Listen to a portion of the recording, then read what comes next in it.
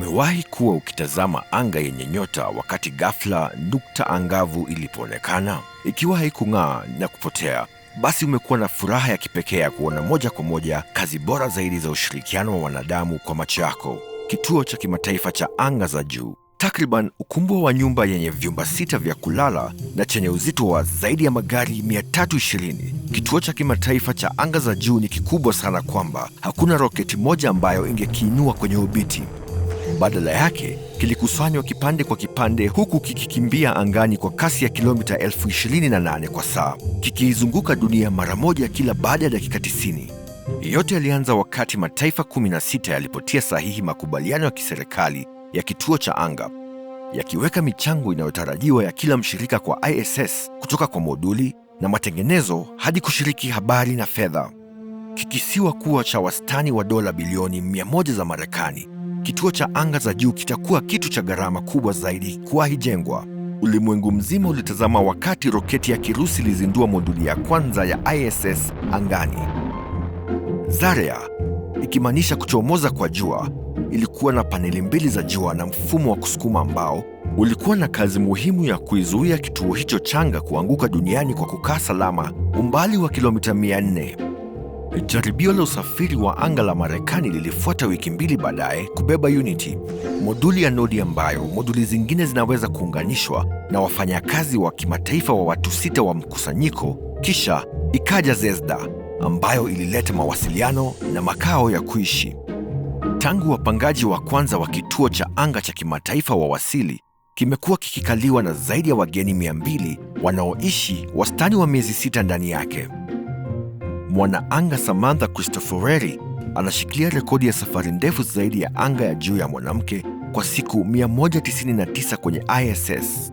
2001 iliona kuwasili kwa Destiny, ya kwanza kwa moduli 4 za utafiti, ambapo wanaanga hukaa takriban saa 36 kwa wiki kufanya majaribio ya ajabu katika mvuto mdogo. Ratiba zao zimejaa mazoezi, saa 2 kwa kila siku ili kuzuia kudhoofika kwa misuli, matengenezo na ukarabati wa kituo, na kuwasiliana na familia au akili zenye msukumo kote ulimwenguni. Lakini bado wao hujifurahisha kwa filamu mara kwa mara na hata kupiga video ya kwanza ya muziki angani. Destiny pia inadhibiti roboti ya Canadarm2 yenye viungo 7. Ina uwezo wa kuhamisha zaidi ya kilo 100,000. Ni bora kwa upakuaji wa mapya yanayowasili kutoka kwa meli za anga. 2001 ulikuwa mwaka wa shughuli nyingi kwa kituo cha anga za juu kwa kuongezwa kwa Quest, njia kuu ya matembezi ya nje, na Pirs, gati la vyombo vya anga vya juu vya Urusi kutia nanga, ikiwa ni pamoja na gari la kutoroka la dharura Soyuz. Kisha mnamo Februari 1, 2003, baada ya kuwasilisha moduli za utafiti kwa ISS, chombo cha anga cha juu cha Columbia kililipuka wakati wa kuingia duniani kwa kusikitisha na kuua wafanyakazi 7 waliokuwa ndani. Baada ya mapumziko ya miaka 4, kazi ilishika kasi haraka kwa kuongezwa kwa vitovu, njia kuu, kizimbani na kapu ya uchunguzi zaidi kwa mitazamo ya kuvutia ya digrii 360 ya ulimwengu wetu na mbali zaidi. Vipengee vingine muhimu ni majukwaa na mihimili ya kuwauni vidhibiti vya joto vinavyoelekeza joto linalozalishwa na vifaa vya kielektroniki vya kituo kwenye anga za juu, na paneli za miale ya jua zinazotosha kuwasha nyumba 55.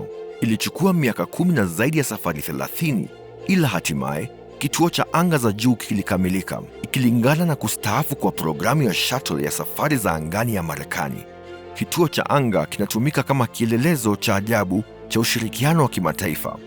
Mwaka huu watu wawili walianza kukaa kwa mwaka mmoja kwenye ISS, kuruhusu wanasayansi kusoma madhara ya muda mrefu wa kimwili na kisaikolojia ya kuwa angani, ambayo yangekuwa muhimu kwa safari ya anga ya juu kama vile safari za kwenda Mars.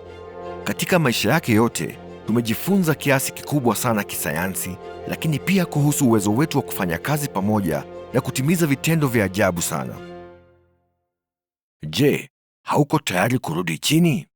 Tazama video hizi au ujisajili kwenye kituo chetu ili uendelee kuchunguza sayansi, falsafa na maajabu ya ulimwengu.